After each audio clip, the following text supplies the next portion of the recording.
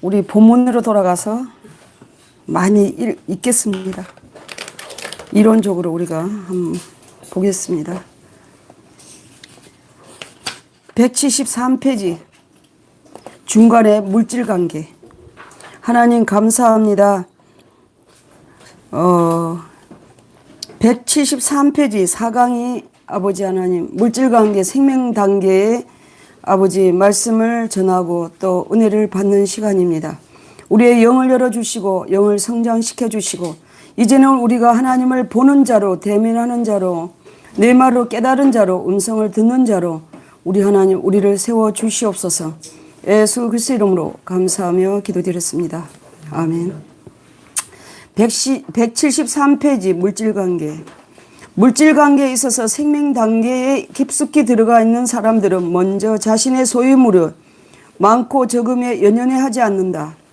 많으면 많은 대로 적으면 적은 대로 하나님이 원하시는 뜻에 따라 사용한다. 오히려 환난과 시련 가운데서 하나님께 드리고 이 오덱에 심은 것을 기쁘게 여기고 영광스럽게 생각한다. 또한 그런 사람들은 물질을 드리기 이전에 먼저 자기 자신이 하나님께 드려진 바 된 것을 안다. 성도는 영적으로 거듭날 때 이미 하나님의 소유가 된 것이다. 이때 이미 우리 전부가 하나님께 드려진 바 되었던 것인데 영적으로 미숙한 우리가 그 진리를 깨달지 못하고 육신적으로 행했던 것뿐이다.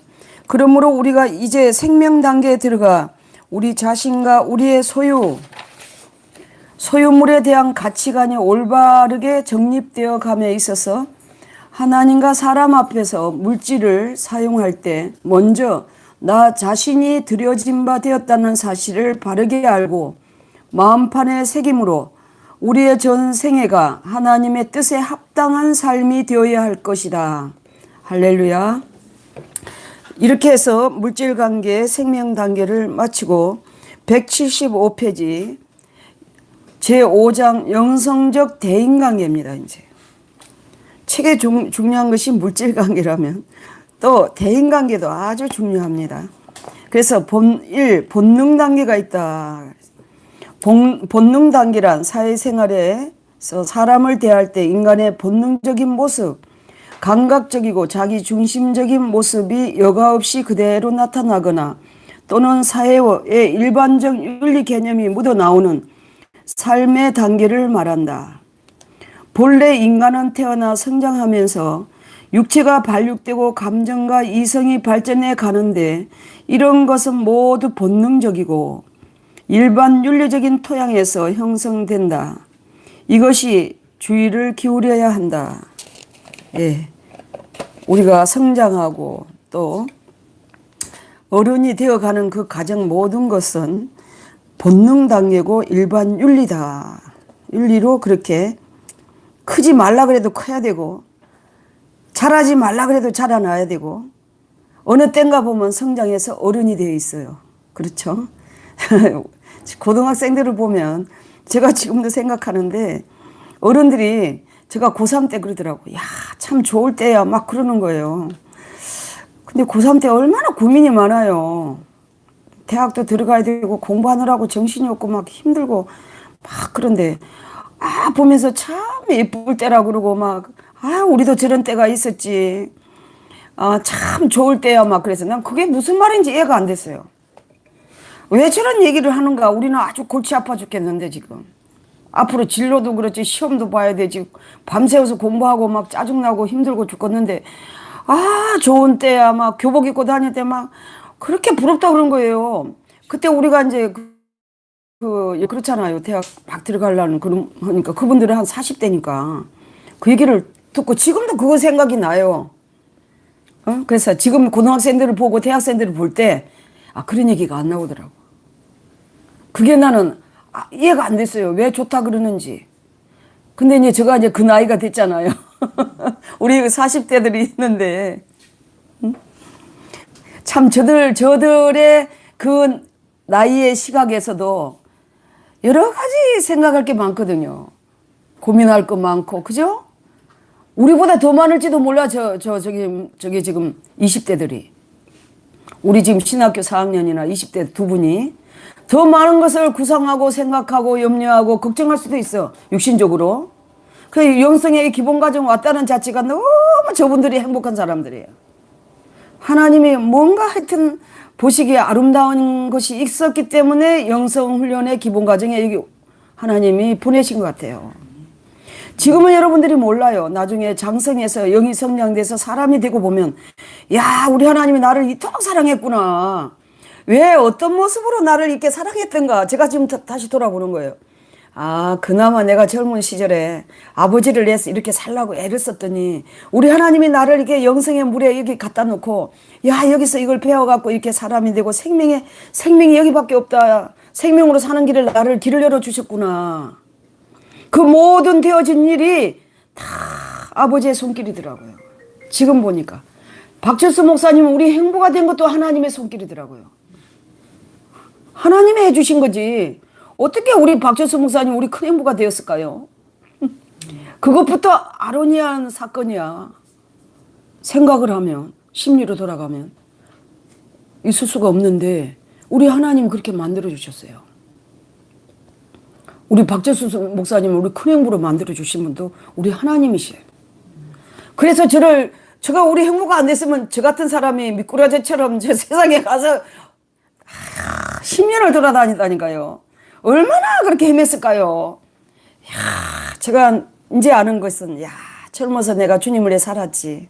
열심히 충성했더니 우리 하나님이 이렇게 내가 우리 행보로 만들어 주셔서 내가 행보 옆에서 가까이 있으니까 이렇게 영성이 되어지고 생명 단계에 이루고 훈련이 되어져서 정말 이제 사람 100%가 되고 푸르마 사고로 영적인 사람으로 내가 살아간다는 이 자체가 기적 같은 거예요. 너무너무 놀라운 인생에 있어서 너무너무 놀라운 사건이에요. 저는 그냥 이렇게 평범한 일이 아니에요. 하나님이 저를 너무 사랑해 주신 거예요. 그거 있잖아요. 그게 그렇게 안 됐더라면요, 저 같은 사람은 참 비참했을 거예요. 자녀도 없지, 남편도 없지, 개척교회에서도 뭐 내설 돈이 있어? 아이, 그러면 세상에 살았더라면 돈이라도 있어야 되냐, 이 나이에? 아, 남편이라도 있고 의지할 남편이 있어서 자식이라도 바라보자. 여러분, 영성한 사람들도 맨날 만나면 저는 그런 게 없지만 우리 아들이 뭐 사주고 어쩌고 저쩌고 맨날 그래요.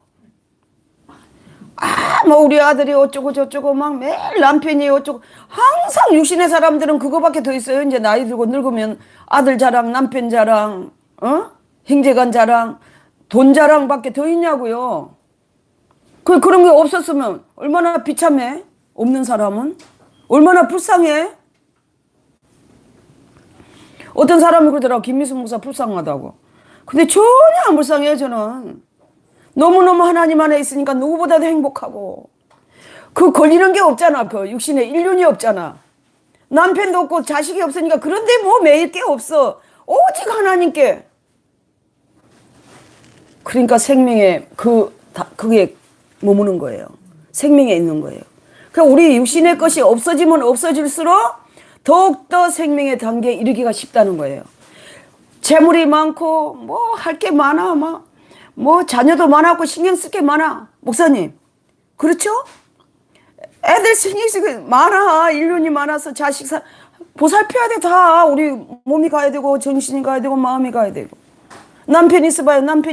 여자들은 자식 있어봐요. 입혀야 되고 먹여야 되고 뭐 해야 되고 관리해줘야 되고, 남편 또 건강 챙겨줘야 되고 밥 새끼 해줘야 되고 입을 거. 아이고 머리 복잡해. 난 그 생각만 해도 아찔해요.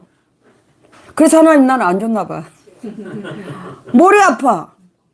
우리 언니 하는 거 보면 형부 이렇게 뒷바라지 하면 무서워요. 나는 못해요. 그래서 저는 혼자 있게 하신 것 같아요.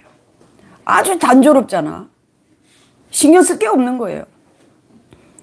오직 하나님께 올인해도 누가 뭐 야단칠 수 없어요. 자유예요.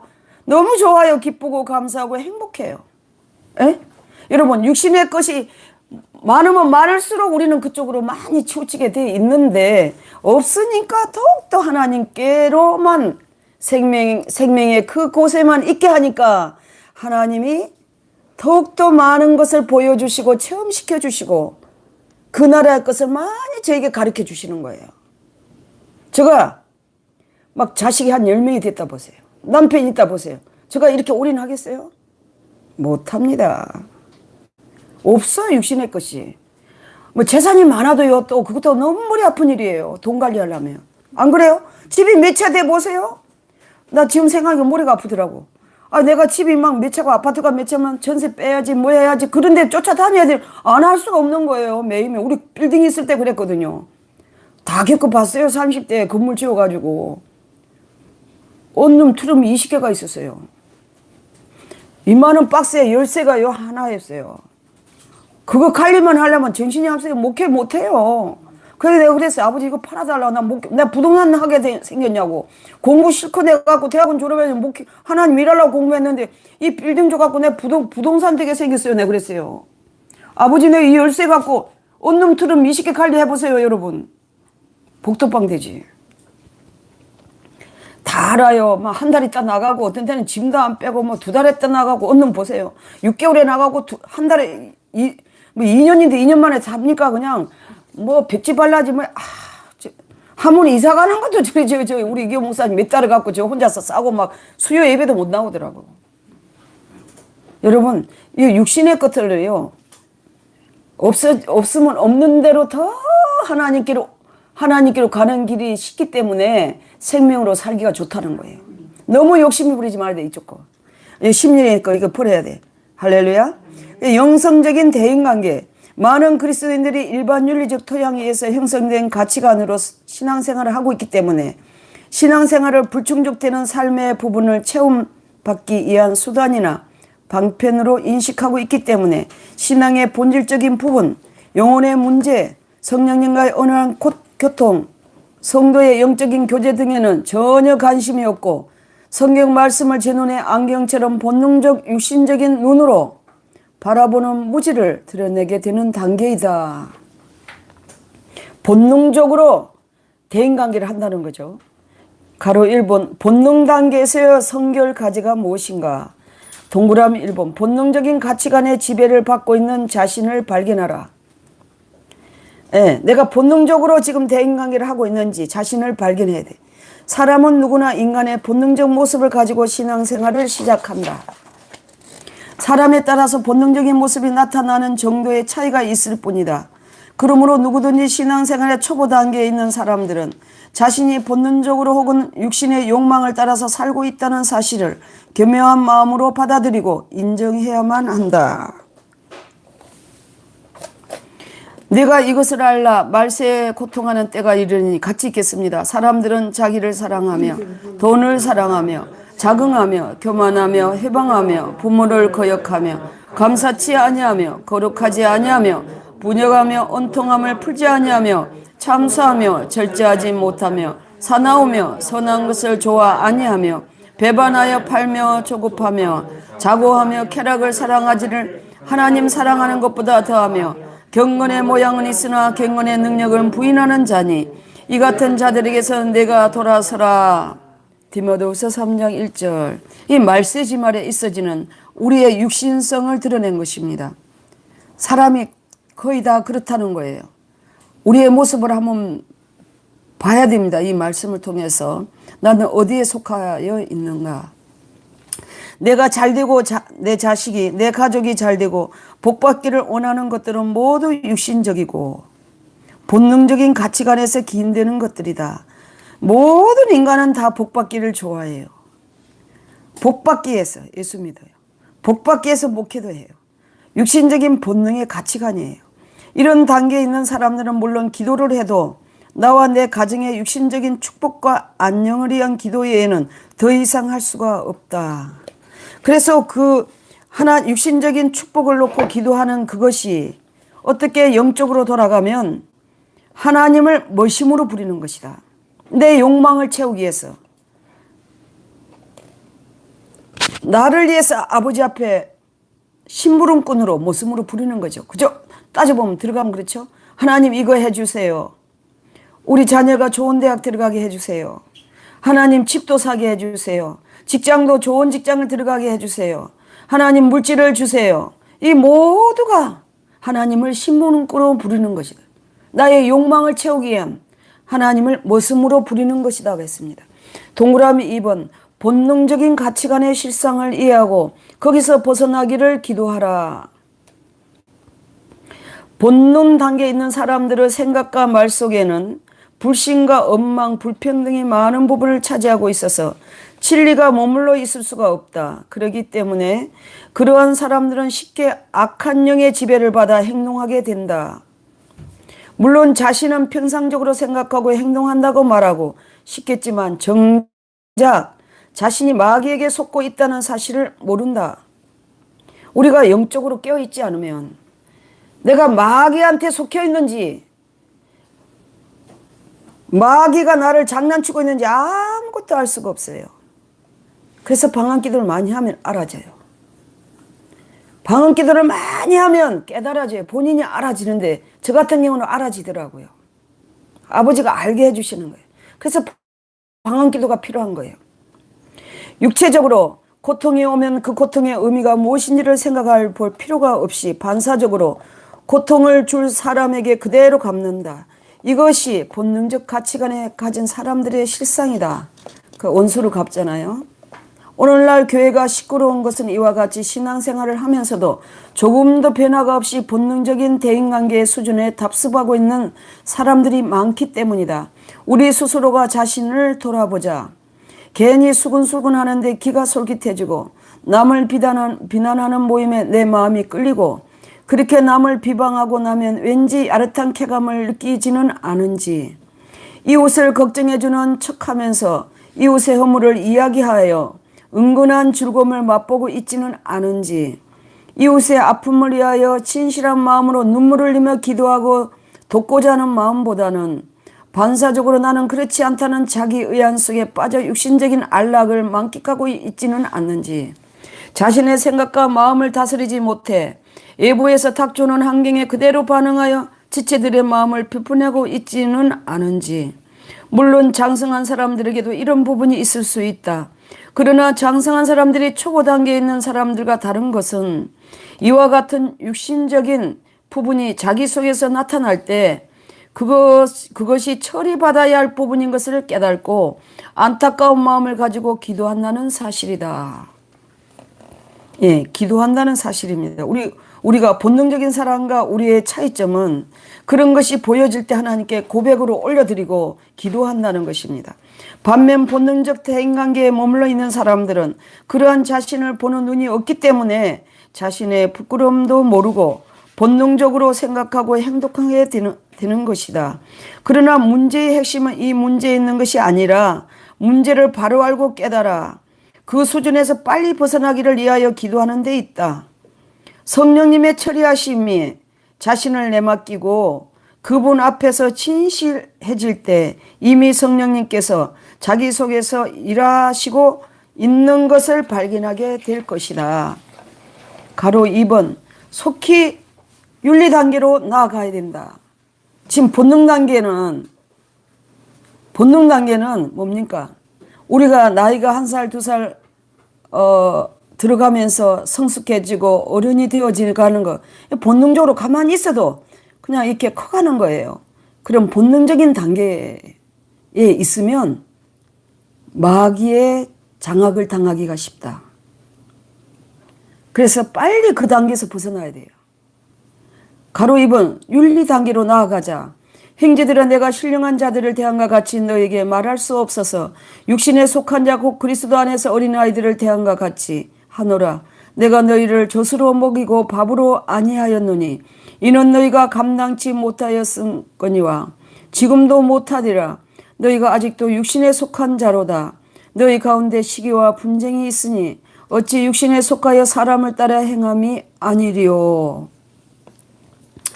이게 지금 이 윤리 단계도 지금 육신과 심리, 푸시케, 영적인 푸노마와 육신을 아직 구분이 안 된 상태를 얘기하고 있습니다. 윤리 단계, 우리가 다 하나님의 아들을 믿는 것과 아는 일에 하나가 되어 온전한 사람을 이루어 그리스도의 장성한 분량에 충만한 데까지 이르리니 이는 우리가 이제부터 어린아이가 되지 아니하여 사람의 계율과 간사한 육에 빠져 모든 교훈의 풍조에 밀려 요동치 않게 하려 함이라. 우리가 왜 영적으로 성숙하고 장성해야 되는가? 이 지금 나온 에베소 4장 13절 14절 말씀처럼 세상에 거슬려서 간사한 유혹, 그게 빠지지 않기 위해서 이 세상 풍조에 밀려서 그 밀려가는 그런 사람들처럼 그렇게 밀리는 요동하는 그런 사람들이 아니라 온전히 하나님의 말씀으로 바로 세워지기 위해서 우리는 장성한 믿음의 분량까지 이르러야 된다는 것입니다. 그리고 히브리서 5장 11절에서 6장 2절까지 나오는 말씀입니다. 멜기세덱의 가나에는 우리가 한 말이 많으나 너희의 듣는 것이 두나무로 해석하기 어려우니라. 때가 오래므로 너희가 마땅히 선생이 될 터인데 너희가 다시 하나님의 말씀의 초보가 무엇인지 누구에게도 가르침을 받아야 할 것이니 젖이나 먹고 단단한 식물을 못 먹을 자가 되었도다. 대저 젖을 먹는 자마다 어린아이니 의의 말씀을 경험하지 못한 자요 단단한 식물은 장성한 자의 것이니 저희는 지각을 사용함으로 연단을 받아 선악을 분별하는 자들이니라. 그러므로 우리가 그리스도의 도의 초벌을 버리고 죽은 행실을 회개함과 하나님께 대한 신앙과 세례들과 안수와 죽은 자의 부활과 영원한 심판에 관한 교훈의 틀을 다시 닦지 말고 완전한 데 나갈지니라. 아멘. 대인관계가 하나님께서 원하시는 진정한 국민에 들어가려면 그의 진리의 법에 따라 우리의 못된 자아가 깨어지고, 이 영성에 있어서는 아주 자아가 중요합니다. 영이 성장되는 데서도 자아가 걸림돌이 되는 거예요. 자아가 이론적으로 지식으로 뭔지 아세요? 자아, 나의 의지와 나의 의지, 생각, 감정, 이 세 가지예요. 내 생각, 내 욕망, 내 계획, 이게 자아예요. 아유, 목사님, 그게 없어지면 나가 없어지는데요. 그럼 나는 뭐가 되는 거예요? 내가 없어져야 돼요. 내 의지, 내 생각, 내 감정, 내 계획, 내 욕망, 내 생각, 이거 없어져야 돼요. 영이 성장되어서 생명의 길로 가는 데는 이 자아가 걸림돌이 큽니다. 그래서 제가 지금 사람도 됐지만 하나님 저를 생명으로 세워주세요 막 계속 그랬더니 아버지가 저 자아를 보여줬다 그러잖아요. 너가 죽지 않고는 생명으로 못 산다 그러더라고요. 아버지가. 난 내가 거의 죽은 줄 알았더니 안 죽었더라고요. 보여준 게 확실하잖아요. 그때부터 조심하는 거예요. 근데 훈련이 그게 금방 안 되더라고요. 보여줬는데도 누가 칵 이러니까 기분을 나쁘게 하는 거예요. 막 억울한 말을 하는 거예요. 그때 반응이 없어야 되거든요. 분노하면 안 돼요. 그 자아 처리 방법이 그거라니까. 아주 그냥 찔러요. 칵 찌르고 탁 이게 발로 차요. 가만히 있는데 억울함을 당하게 한다니까요. 억울한 소리 해봐요. 여러분 어떻게 반응해요? 저 같은 경우는 억울한 소리를 하면 나도 몰래 막 소리가 커지더라고. 막 나도 몰래 감정이 상하니까 막 이게 나와요. 막. 여러분은 어떻게 하세요? 억울하면 막 말도 안 되는 소리를 하는 거야. 막 너무너무 어처구니 없는 거야. 어떤 데는 울어야 돼요. 우는 수밖에 없잖아. 어떻게 반응이 일어납니까, 여러분? 각자 성격에 따라 틀려요. 저는 막 소리가 높아지더라고. 근데 하나님이 너 아직 안 죽었다 그러더라고요. 여러분, 이 자아를 죽이는 게 최고 중요해요, 영성에 있어서는. 예? 여러분 자신을 보세요. 내 자아는 어떤 모습인가. 제가 지금 얘기했잖아요. 저는 목소리가 올라가더라고. 막 고함을 지르더라니까요. 그리고 이제 그 단계 넘어가면 울어요, 혼자서. 그냥 뭐 어떡할 거야, 그걸. 마음이 상해 죽겠는데 울 수밖에 없지. 차라리 우는 게 낫지, 감 지르는 것보다. 감을 지르면 상대방이 더 격해지잖아요. 근데 억울함을 주는 거예요, 자아 죽이는 방법은. 그냥 합당한 얘기가 아니에요. 합당한 사건이 안 와요. 그거는 우리가 그냥 그래 이렇게 대화가 되잖아.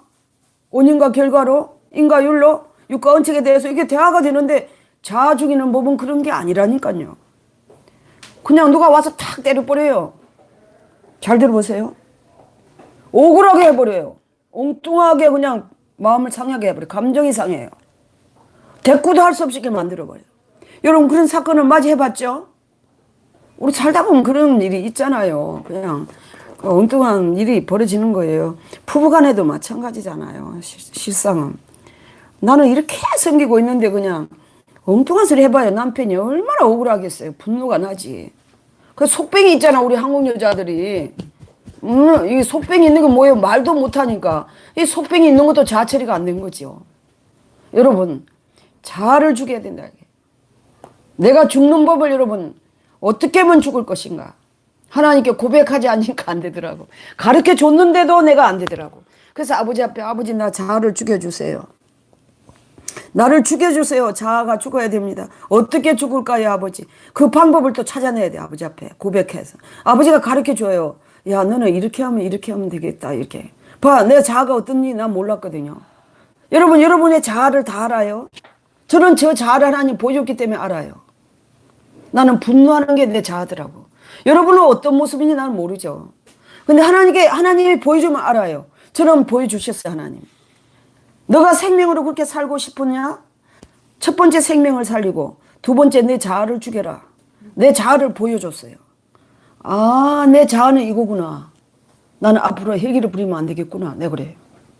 누가 찔러도 나는 웃어야 되겠고 할렐루야 하면 되겠구나. 근데 그게 안 되더라니까요. 알고 있는데 그럼 누가 이렇게 감정을 상하게 하잖아요.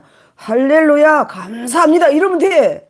아, 이게 통과되는 건데 며칠 전에 또 하루 이틀 전에 또 그런 사건이 있는데 내가 감이 올라가는 거야. 목소리가 커지니까 상대방이 뭐라는지 목사님 아이 자아를 보여주고 죽었다며. 근데 왜 소리를 질러? 저한테 찔러놓고 저한테 또 그러니까 내가 할 말이 없어갖고 제가 뭐라는 줄 알아요? 나 아직 안 됐나 봐요. 야, 그거는 더 나쁜 거 아니에요? 아니 막 감정을 상하게 해놓고 또 거기에다가 뭐라는 줄 알아요? 아니 죽었다면서요. 왜 그렇게 소리를 질러요? 그래서 아버지 제가 아직 안 죽어서 그래요. 네 그러잖아요. 나는 그 자체 물어보는 자체도 너무 마음이 상하더라고요. 아, 왜 찔러놓고 물어봐요. 그냥 말없이 아직 저 사람도 처리가 안 됐구나. 내가 왜 저렇게 마음을 상하게 했는가 돌아보질 않고 자기를 상대방에게 아니 목사님 사람이 되고 이제 생명 단계 이러고 자아가 죽었다면서 왜 그렇게 목소리가 커져요? 이러더라니까요. 그래요. 목사님 아직까지 내가 100% 안 됐나 봐요. 내가 이렇게 답을 줬어요. 그리고 돌았으니까 야, 어떻게 저렇게 또 물어봐야 되나. 저렇게 찔러놓고 또 그러네. 참 마음이 상하네. 죽으면 안 상해야 돼요. 죽은 자는 말이 없어요. 누가 발로 확 차도 가만히 있는 거야. 더 나아가서 우리가 할렐루야! 감사합니다. 이게 답이에요. 그러니까 사건이 있겠어요, 없겠어요? 그까지 통과되면? 싸움이 있어요, 없어요? 말다툼이 있어요, 없어요? 없어요. 시험거리가 없어져 버려요. 그렇게 늘 그렇게 해야 돼.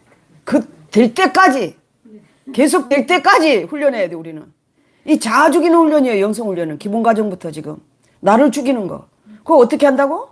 매 사건마다 할렐루야 감사합니다. 아버지 감사합니다. 벼락이 떨어져도 감사합니다. 누가 욕을 해도 감사합니다. 감정이 상해도 감사합니다.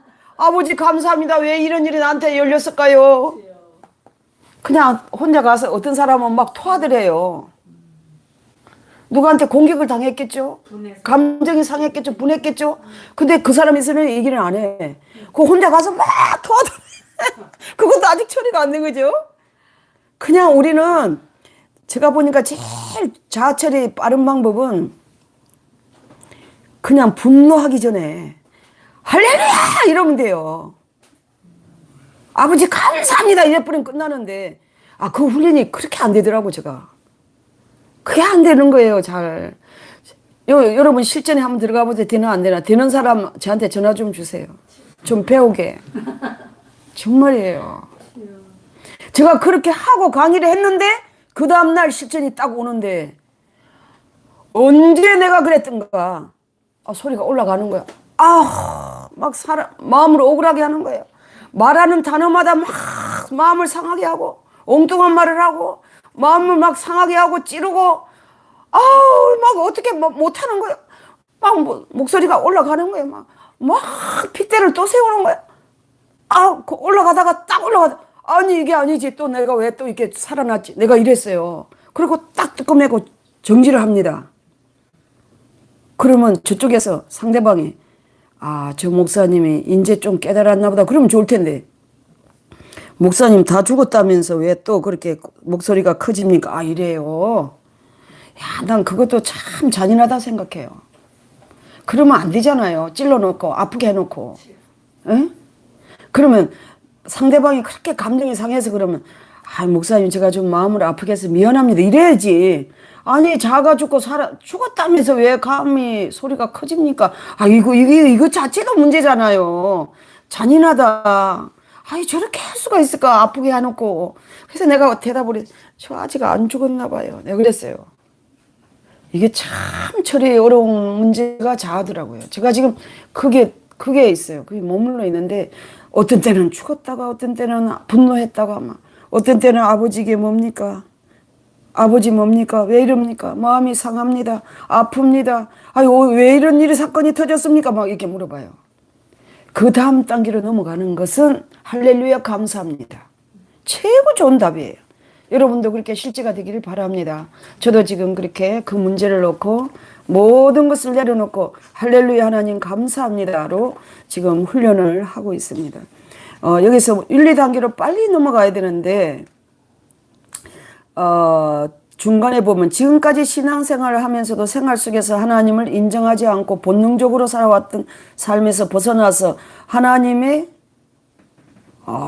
벌써 10분밖에 안 하나님을 인정하는 삶이 조금씩 나타나고 그분을 하나님을 섬기게 되면서 그분과 나와의 분명한 주종관계를 인식하여 하나님을 섬기고 예배하며 이웃을 사랑하여 열심을 가지고 전도를 한다. 때로는 이웃이 어려울 때 물질과 시간과 노력을 동원하여 도와주기도 한다. 따라서 기독교가 말하는 윤리관계에 입각하여 사고나 감정, 생활 습관이 새롭게 재구성되고 조성되어져 간다. 이것은 이미 우리가 알고 있는 일반적인 윤리 개념과는 다르다. 기도해주고 그렇잖아요. 본능 단계에서는 그런 게 없어요. 그런데 윤리 단계에서는 그렇게 한다는 것입니다. 가로 1번 기독교 윤리와 일반 윤리를 혼동하는 이유가 있다. 기독교 윤리와 일반 윤리가 어떤 것이 다른가? 어려서부터 학문을 공부하고 고유적 전통의 윤리의 생활 습관을 져온 사람의 사고는 유교적 윤리 사고의 틀에 형성되어 있기 때문에 그것이 모든 것을 판단하고 바라보는 기준이 된다. 따라서 그런 사람이 기독교 신앙에 입문하여 신앙생활을 하면 기독교 윤리를 유교적 전통 윤리와 구분하지 못하여 보편적인 예의 범죄를 지키는 것이 기독교 윤리인 것으로 착각한다. 사람에게 어려서부터 형성되었던 일반 윤리나 도덕적 개념이 기초가 되고 그 위에 기독교 교육으로 옷을 입혀 행하는 것은 기독교 윤리가 아니다. 그것은 어디까지나 보편적인 개인의 윤리에 기독교적 윤리가 가미되어 도덕심이 조금 고양된 것뿐이다. 그러므로 우리가 바른 신앙생활로 돌아가려면 이제껏 내가 어떠한 사고를 가지고 신앙생활을 해왔는지를 바로 알아야 한다. 곧 내가 세상적인 윤리나 도덕적인 가치 기준을 가지고 신앙생활을 잘하는 것처럼 착각하고 기독교 윤리를 오해한다면 그러한 자신을 솔직하게 인정하고 가감하게 돌이켜야 한다. 또 어떤 사람은 안녕하세요 목사님 하면서 인사를 하는데 자신도 모르게 불교인들이 인사를 할 때처럼 합장을 하는 경우가 있다. 그런 사람이 있어요. 그 사람은 교회를 다니기 전에 아마도 절에 다녔었는지 모르지만 자기가 늘 해왔던 습관이 무의식적으로 튀어나와서 주위의 웃음거리가 되는 경우인데 이러한 경우 역시 일반적인 성장 과정 속에서 또한 사회생활 속에서 터득되어진 본성과 습관, 윤리 도덕적 가치관을 가지고 기독교 신앙을 이해하려고 하는 데서 생겨나는 해프닝이다. 즉 선행하라는 말은 성경뿐만 아니라 여러 여타 종교에도 있으며 윤리 도덕적인 안목으로만 보면 유사하기 때문에 큰 차이를 느끼지 못하는 데서 오는 오해의 결과이다. 가로 2번 일반 윤리 사고에서 기독교 윤리 사고로 점진적 변화가 일어난다. 어떻게 일어나는가? 우리가 일반 윤리로 살아왔어요. 우리는 육신의 삶에서 우리 부모로부터 태어날 때부터 일반적 윤리를 배우고 왔고 그렇게 적응해 왔는데 이제 기독교 윤리로 점진적으로 변화가 일어난다. 여인이 결혼을 하여 시집 생활을 한다고 해서 당장 친정에서 생활을 잃어버리고 시댁 생활에 적응할 수는 없다. 그렇죠. 그런 거와 같다는 거예요. 신분이 바뀌었다고 그 신분을 가지고 있는 사람까지 완전히 바뀐 것은 아니기 때문이다.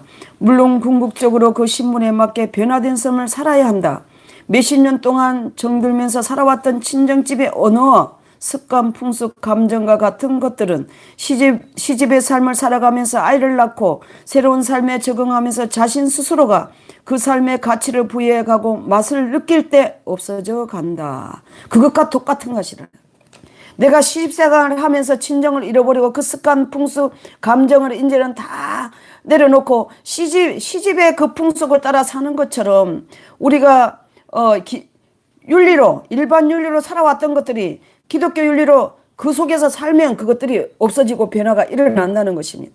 그러므로 신앙생활에 이러한 기본적인 사고의 변화 과정이 있음을 인식하고 성도들은 적극적으로 마음을 변화와 훈련의 장에 자기를 내어놓아야 하고 지도자들도 마찬가지로 이러한 과정을 잘 이해하여 억지로 변화시키려고 하기보다는 강의나 설교 또는 그룹 지도 시간을 통하여 개개인의 특성과 성품에 알맞는 지도와 가르침을 베풀 때 정상적인 기독교 윤리 사고의 틀 안으로 성도들을 이끌어 올 수 있을 것이다. 영성적 대인관계에서 말하는 윤리는 하나님과 분명한 관계가 설정되어 있는 연장선상에서의 윤리를 말한다. 즉 일반 윤리와의 차별화를 선언하는 기독교 윤리를 말하고 있는데 그러나 그렇다고 해서 일반 윤리가 전혀 무가치하다고 말하는 것은 아니다. 영성으로 가는 기독교 윤리는 우리가 세상에 사는 이 윤리를 무시하고 기독교 윤리로 가는 것이 아니라 이 윤리의 기독교 우리가 일반 세상에 사는 윤리와 도덕을 지키면서 기독교 윤리를 가는 거예요. 그것을 뛰어넘을 수가 없어요. 우리가 이미 영적으로 성숙하여 진리적 생명적 차원의 엄만한 대인관계를 갖고 있는 사람들이라면 그것은 우리들이 태어나 자라오면서 윤리 도덕적인 기본을 배우고 익히며 성장해 왔기 때문에 성경을 이해할 수 있었고 그런 과정 속에서 진리를 깨닫고 받아들이고 가치관을 바꿀 수 있게 된 것이다. 이 말은 윤리적인 신앙이 무엇인지 깨달은 사람만이 복음적이고 영적인 신앙의 가치를 알 수 있고 윤리적인 신앙이 무엇인지 아는 사람만이 진리적인 신앙이 무엇인지를 알 수 있다는 뜻이다. 하나님께서 유대인들에게 먼저 율법을 주시고 그 다음에 복음을 이해할 수 있도록 깨우쳐 주셨다면 또한 우리에게는 일반 보편적인 윤리를 허락하시고 거기에서 기독교적인 윤리로 전환할 수 있는 축복을 주신 것이다. 가로 3번 윤리 단계의 특성 이걸 좀 봅시다. 하나님을 인식하기 때문에 이웃을 사랑하려고 노력한다. 가로 동그라미 2번 이웃을 위해 나름대로 물질과 노력, 시간을 허비한다. 동그라미 3번 열심을 내어 전도하고 교회에 충성 봉사한다. 동그라미 4번 기본적인 헌금 생활에 대해 구속력을 갖고 생활한다. 의무적 차원이다. 동그라미 5번 그러나 늘 마음 한구석에는 육신적인 이익을 계산하고 있다. 여러분이 그렇게 하고 있다면 지금 윤리 단계에 머물고 있는 거예요. 동그라미 6번 사랑할 수 있는 사람을 사랑하지만 원수를 사랑하라는 말씀에는 자신이 없어 갈등한다. 곧 자신의 사랑이 감정적이고 육신적에서 기인된 것을 깨닫는다. 동그라미 7번 육신적인 감정에 배제되지는 않지만 말씀대로 살려고 애를 쓴다. 동그라미 8번 하나님과 사람들 앞에서 인정받기를 원하는 마음이 있다. 욕망. 그러므로 하나님께서는 윤리 단계에 있는 성도들을 진리적 대인관계로 끌어올리기 위하여 여러 가지 방법과 과정을 사용하신다. 곧 가까운 사람들로부터 대인관계 훈련을 받게 되는데 먼저는 가정의 식구가 될 수도 있고 목회자는 성도는 성도들과의 관계 속에서 서로가 훈련의 대상이 되는 경우가 많다. 그 훈련의 대상은 하나님이 붙여요. 우리가 선택하는 것이 아니고. 에? 그렇죠? 그러니까 각자 가정에서 아니면 교회에서 그 교회들 간에 여러 가지 방법을 통해서 하나님이 훈련 대상을 줍니다. 일단 영성적 대인관계의 훈련에 들어가면 본능적으로 신앙생활을 할 때는 아무런 문제가 되지 않던 것들이 문제가 되어 툭툭 불거져 나오게 되는데, 여태껏 내 고상한 인격 속에 파묻혀서 드러나지 않던 육신적인 습성이나 자아 본능적인 모습들이 대인관계 속에서 나타나게 되고, 그로 인해 내가 육신 중심으로 쌓아 올렸던 신앙의 틀이 무너져야 할 것들임을 깨닫게 된다. 웬만하게 이루어지던 가족관계도 사소한 문제로 틈이 생기고, 부모가 자식들, 자식이 부모를, 남편이 아내를, 아내가 남편을, 형제가 형제를 넘어지게 하는 도구가 되기도 한다. 거기서 제일 깊은 데가 뭐예요? 내 자아가 죽는 거예요. 자신이 이유 없이 고통을 받는다고 생각하여 시험에 빠진다. 내가 세상에 화평을 주러 온 줄로 생각하지 말라. 화평이 아니요 검을 주러 왔노라. 내가 온 것은 사람이 아니고 그 아비와 딸이, 어미와 며느리가, 시어머니와 불화하게 하려 하매니 사람의 원수가 자기 집안 식구리라. 마태복음에 있습니다. 가로 4번 윤리단계 훈련이 있습니다. 우리는 먼저 우리에게 다가오는 이러한 환경과 사건들에 대하면서 감사해야 한다. 그렇죠? 제일 답은 감사. 할렐루야. 하나님께서는 내 의를 쌓아 올려진 모든 것들과 파쇄시키실 원하셔서 가장 가깝게 있는 사람을 파트너로 붙여주신다. 그 파트너는 어떤 얘기는 가족이 될 수 있고 어떤 얘기는 믿음의 형제가 될 수도 있다. 그때 답이 뭐라 그랬어요? 할렐루야 감사합니다. 찔러도 분노를 일으켜도 그냥 칵 차도 그냥 어떻게 자아처리는 어떻게 된다고요? 훈련은 어떻게 된다고요? 억울한 일을 준다니까요. 그때 반응하면 안 되고 답이 뭐라 그랬어요? 할렐루야 감사합니다 하면 끝나요. 넘어가요. 그 다음 단계가 와요. 근데 그게 계속 머물러서 자꾸 그 시험이 자꾸 하나님이 그 대상을 주는 거예요. 대상을. 이유가 어떻든 간에 우리가 사건을 만날 때 하나님께서 허락하시는 훈련이라고 깨달아지면 감사하고 할렐루야 감사합니다. 하나님의 뜻을 구하면서 구체적으로 물어서 말씀하시는 그 방법대로 상대방을 사랑하려고 애쓰고 힘쓰고 해야 한다. 그러나 넘어가서 184페이지. 그러나 너희 듣는 자에게 내가 이르노니 너희 원수를 사랑하며 너희를 미워하는 자를 선대하며 너희를 저주하는 자를 위하여 축복하며 너희의 모욕하는 자를 위하여 기도하라. 여기서는 자신의 의지가 필요하다. 자신을 쳐서 복종시키는 용기가 필요하다는 말이다. 물론 속에서는 사랑이 나오지 않을 것이다. 말씀대로 살려고 애를 쓰고 적극적으로 나아가면 납득하기 어려운 사건을 만나고 원수일 이유가 없는 사람과 원수지간이 되어 있기 때문이다. 그러나 하나님께서 왜 원수를 사랑하라고 하셨는지 우리는 이제 그 깊은 뜻을 이해해야만 한다. 가로 5번입니다. 성경적 대인관계가 거기까지 5번은 내가 나야. 아니요 85페이지까지. 아니 저한테 아니에요. 5번은 아 그러네요. 예예예. 아유 감사합니다. 예 184페이지까지 제가 지금 4번까지 하시면 4번까지 하면 돼요. 예 4번까지 다 읽었죠? 예예예. 그래서 지금 여기서 보니까 우리 이제 대인관계에 넘어왔어요. 아까 물질관계 지금 하다가 대인관계에 넘어왔는데 우리가 본능 단계가 있었잖아요. 그죠? 대인관계도 우리가 어린아이로부터 자라와서 어른이 되는 그 본능 단계에 있어요. 우리가 원치 않든 원하든. 그래서 커가는 단계에 그런 것들이 있지만 빨리 그 본능 단계에서 윤리 단계로 넘어가야 되고 또 여기서 보니까 무슨 단계가 있었어요? 기독교 윤리 단계 훈련이 있다. 거기서 답이 뭐라 그랬어요? 내 자아가 죽는 것이고 무조건 할렐루야 감사가 있으면 이게 통과되는 거예요. 이유를 자꾸 물어대면은 그게 반복적으로 그 훈련이 자꾸 다시 계속 오는 거예요. 그래서 이게 윤리 단계에서도 훈련할 때는 감사합니다만 하면 돼. 그거 훈련이 돼야 되는데 저와 여러분이 통과가 되면은 빨리 또 생명 단계로 넘어갑니다. 질 단계로 넘어가니까 그걸 맹심하면서 우리가 이 훈련에 동참해서 성장 성숙되어서 온전히 예수님의 신부로 하나님의 노로 생명 단계에 머무는 저와 여러분이 되어야 될 것입니다. 기도하겠습니다. 하나님 감사합니다. 오늘 또 귀한 말씀을 통해서 하나님 아버지 귀한 말씀들로 아버지 우리에게 물질 문제 또 대인관계 아버지 구체적으로 아버지 하나님이여 윤리 단계와 생명 단계와 아버지 하나님 귀한 말씀들을 구분하여 우리에게 가르쳐 주시니 감사합니다. 우리에게 실제가 되게 하시고 아버지 그 훈련이 통과가 되게 하셔서 온전히 생명 단계에 이룰 수 있도록 우리를 이끌어 주시옵소서. 예수 그리스도의 이름으로 기도드렸습니다. 아멘. 두 번째 강의를 마치겠습니다.